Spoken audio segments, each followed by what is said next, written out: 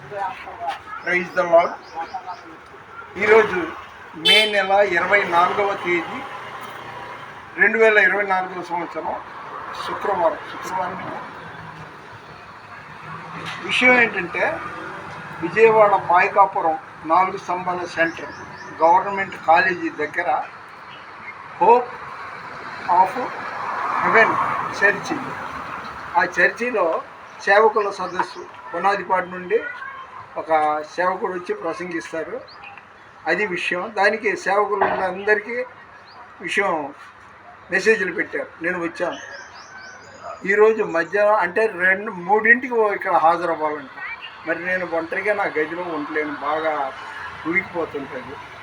1 town నుండి Punjab centre వరకు, అక్కడ నుండి మళ్ళీ బస్ స్టాండ్ వరకు ఇలా బస్సులు మార్చుకుంటూ 1 గంటకి ఈ 4 స్తంభాల సెంటర్ వచ్చాను.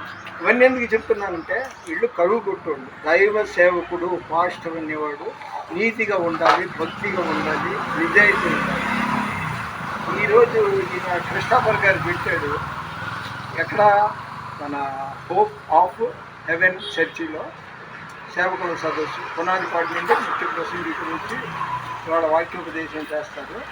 అయితే చూడండి, ఎండాకాలం ఉదయం 10 గంటల నుండి ఎర్రటి ఎండ.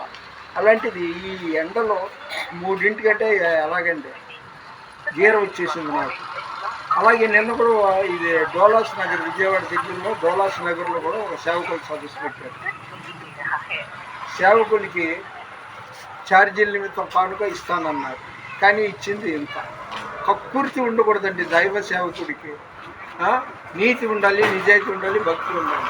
మరి ఈరోజు రైమా వర్షిప్ సెంటర్ వాళ్ళు అంటే పునాదిపాటి నుండి ఆ సేవకుడు వచ్చి ఇక్కడ ప్రసంగించినవి ఉన్నాడు. అందుకని ఇలాంటి వాళ్ళు చాలామంది ఉన్నారండి. అంటే ఇది సంపాదించుకోవటానికి కానీ ఈ సదస్సులు మరి దేనికి కాదు. నేను ఒంటరి వాడిని కాబట్టి ఈ కొత్త విశేషాలు తెలుసుకోవచ్చు, కాబట్టి సువార్త కూడా ప్రకటించుకోవచ్చు, కాబట్టి ఇలాగా రావడం వచ్చింది. పాయకపురం 4 స్తంభాల సెంటర్లో వచ్చాను. సృష్టికర్తవు నీవని, దైవిక స్వస్థత నీలోనని, నా జనులు ఇక ఎన్నడూ సిగ్గుపడరంటివే. నిజంగా నిజమైన దైవ సేవకులకి భక్తి, నీతి, నిజాయితీ, మంచితనం, ధారాళం, ధర్మగుణం ఉండాలి. ఈ అంతా ప్రకృతి కరువుగొట్టు మనుషులు. సరే, బాబు అడగగానే వీడియో తీస్తున్నాడు కాబట్టి ముగిస్తున్నాను. మన వినికిడిలో దేవుడు ఈ కొన్ని వాక్యాలు దీవించునుగాక. దేవుని పరిచర్యలో మీ రత్నం ఫ్రాన్సిస్. God bless you.